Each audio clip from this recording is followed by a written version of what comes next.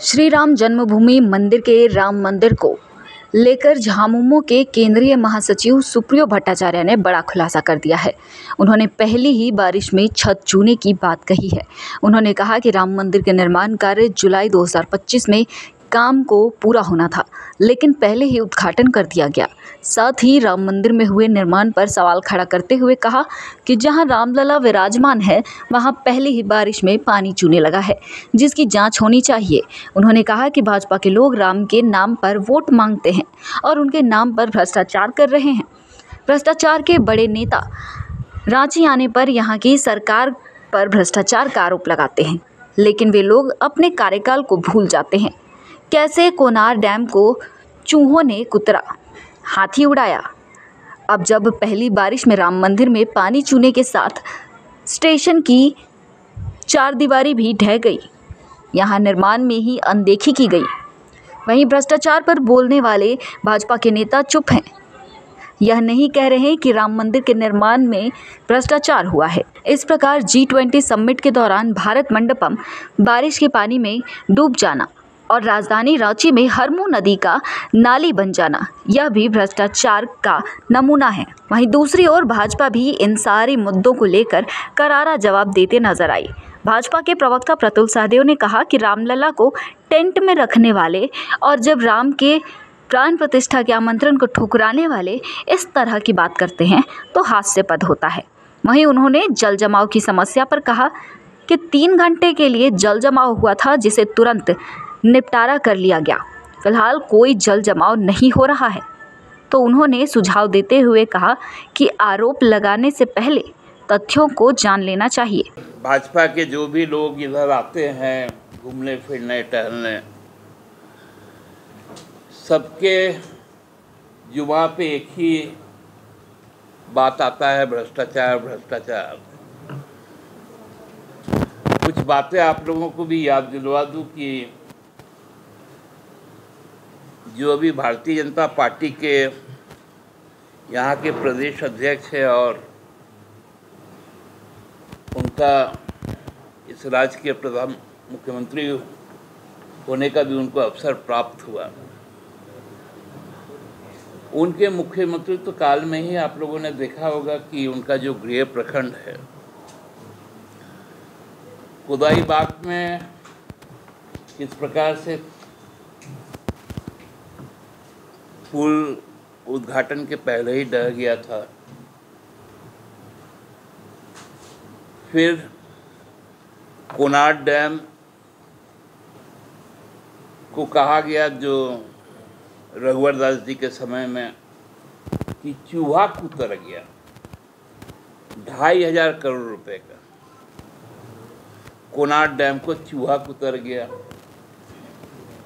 और भी बहुत सारे मोमेंटम झारखंड का, ये सारी बातें तो ठीक है, आती है जाती है, लेकिन सबसे हैरान करने वाली बात आज जो खबरें निकल कर आई वो था भव्य राम मंदिर का पहले ही बारिश में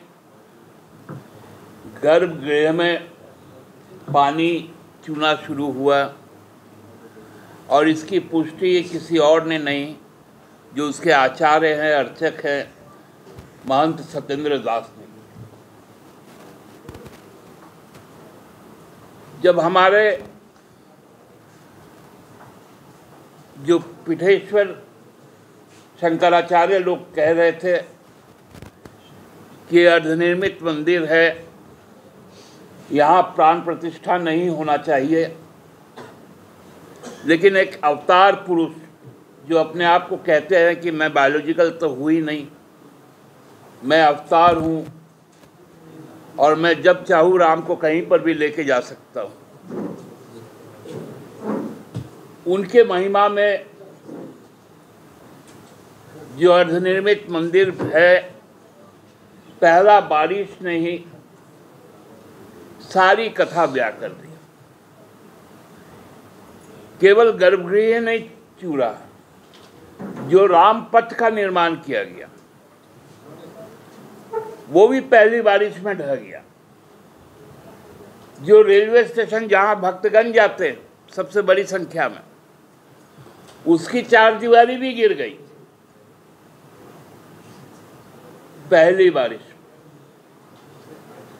ये है भारतीय जनता पार्टी का भ्रष्टाचार का एक नायाब उदाहरण, जिन्होंने ईश्वर को भी नहीं छोड़ा, जिनके लिए भ्रष्टाचार ईश्वर से भी ज्यादा प्राथमिकता वाली चीजें।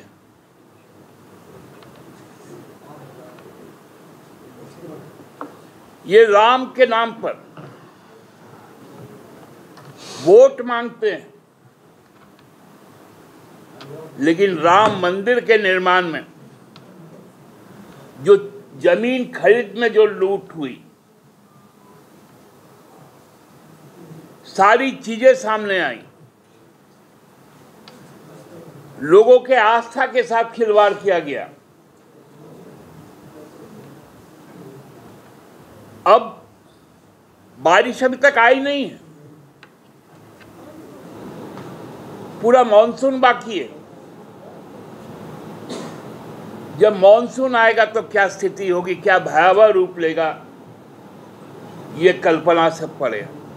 अस्तित्व को नकारने वाले, रामलला को लंबे समय तक टेंट में रखने वाले और रामलला के जब मंदिर उद्घाटन का समय था तो उस न्योता को ठुकराने वाले इंडी गठबंधन के दल अब रामलला पे जब बात करते हैं तो ये बड़ी हास्यास्पद स्थिति हो जाती है। अब 2007 के सितंबर में यूपीए सरकार ने रामलला को काल्पनिक बताया था सर्वोच्च न्यायालय में एफिडेविट करके, और इन्होंने यही नहीं रुका, इन्होंने तो रामायण को भी काल्पनिक ग्रंथ बताया था, राम मंदिर में जाने का न्योता ठुकराया था। तो ये आज रामलला की बात कर रहे हैं। और झारखंड मुक्ति मोर्चा को एक्सप्लेन करना चाहिए कि इनसे जुड़े एक पूर्व मुख्यमंत्री ने रावण दहन में जाने से क्यों इनकार कर दिया था। क्या ये प्रभु श्री राम और 140 करोड़ देशवासियों का अपमान नहीं था? आप साहब रावण दहन में नहीं जा रहे हैं, परंपरा को तोड़ रहे हैं। क्या आपके लिए रावण श्रेष्ठ है? पूरे देश मर्यादा पुरुषोत्तम भगवान श्री राम को शौर्य का प्रतीक मानता है, लेकिन आप रावण का दहन करने से भागते हैं। और राम मंदिर में जो पानी रिसाव की बात थी तो उसके लिए मंदिर निर्माण समिति के प्रवक्ता का बयान आया कि 3 घंटे के लिए मंदिर में जल जमाव की समस्या उत्पन्न हुई थी, जिसे तुरंत दूर कर लिया गया और फिलहाल कोई जल जमाव नहीं हो रहा है। तो तथ्यों को जान ले रामलला के बारे में उपदेश देने से पहले। देखिए, भारत मंडपम की बात करते हैं कि भारत मंडपम बारिश में बह गया। साहब अभी हम लोगों का राष्ट्रीय अधिवेशन हुआ, वो तो बिल्कुल बुलंदी से खड़ा है और बुलंद भारत की बुलंद तस्वीर उससे दिख रही है। और जहाँ तक करप्शन और दूसरे मुद्दों की बात है तो एक बार इनको बताना चाहिए, पत्थर घोटाला, कोयला घोटाला, बालू घोटाला, ज़मीन घोटाला, ट्रांसफ़र पोस्टिंग घोटाला, नौकरी घोटाला, इतने सारे घोटाले झारखंड मुक्ति मोर्चा के पाले में है ना कि शायद अब ये प्रभु श्री राम की शरण में जाने का जो नाटक कर रहे हैं, प्रभु श्री राम भी इनको नहीं बचाएंगे।